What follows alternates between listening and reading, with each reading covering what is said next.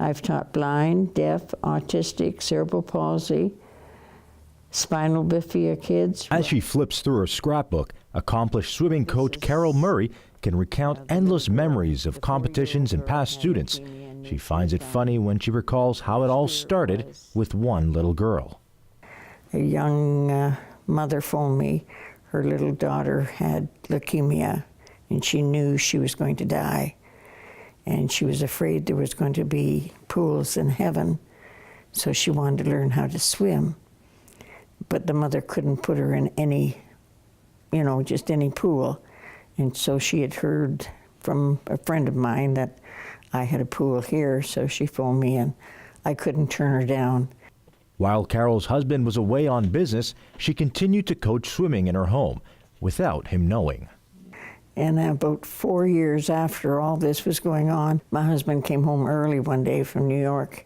He said, "How long has this been going on?" And I said, "Oh, about 4 years." In 1987, Carole rented a building with a pool so she could run her business. But she wasn't prepared to deal with what was about to happen next. Well, then that pool on Ontario Street came open, so he bought that for me. And then he died 2 months later. He'd had a triple bypass, and then he sold his business. Youngest was just 12, I think. And so life had to go on, so dug in my heels and did it. The Toronto native and her daughters ran the business for 5 years, but maintenance issues forced Carole out of the building, and at 51, she was jobless with 4 children. Everybody kept saying I was stupid, I didn't know what I was doing, and I shouldn't be doing this at my age. And so I said, okay, I will borrow money and build a pool. So I borrowed $1 million, and nobody would give it to me because of my age. I was 51 then. And then finally, somebody, Victoria Gray, loaned me the money, and I built the pool.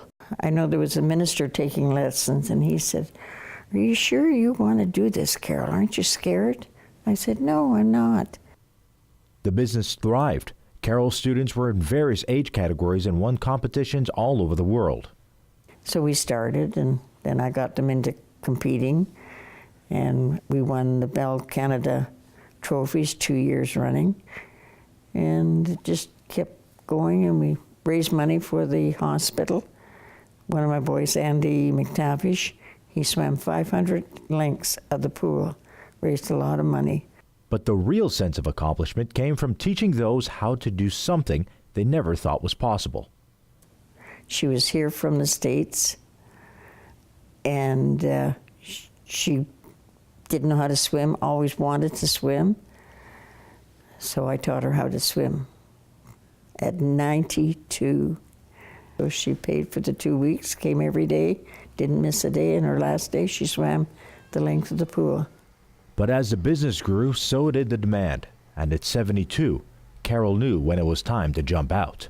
I was tired, really tired. Sometimes I'm sorry I did sell it, but I had to stop sometime. My son said, "Well, Mother, are you going to work till you're 90? And I thought, well, I still felt like 50, But I was putting in long hours from 7 in the morning till 9 at night, 6 days a week.